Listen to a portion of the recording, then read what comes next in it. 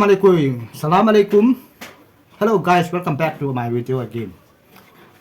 Dunia hi. Atim dan dana lakat anu zat kinotin. Kecila hi. Kalau kanen ande kan hi. Lungsit sunggil.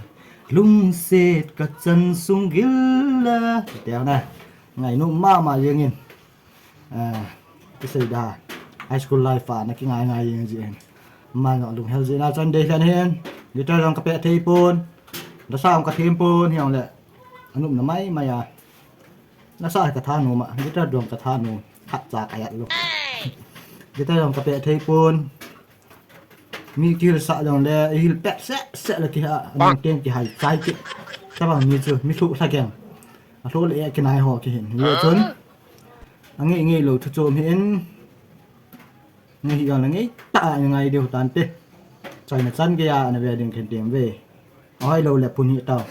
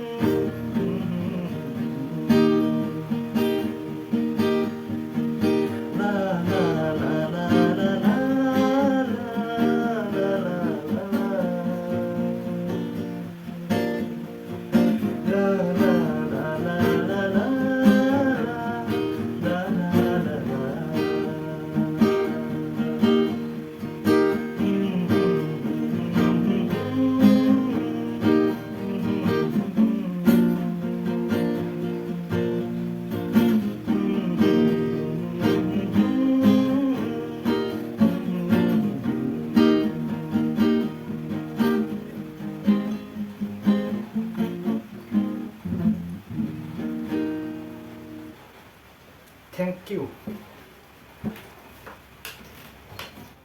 chụp mê video chu ina ve chai ta bin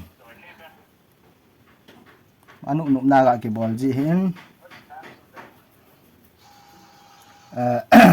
koi tabang gitara langai nu ma de e hil the yang la welcome he ka guitar het nom dan dan ni ki dang ni hela ki he thei mong mong lo itum yang le akila tu dan ke ki lo he chan ga su ki la sam mi mol ki hin yang le video ana ve a kai no mi tim le comment like be en bol sas Maalaikum salam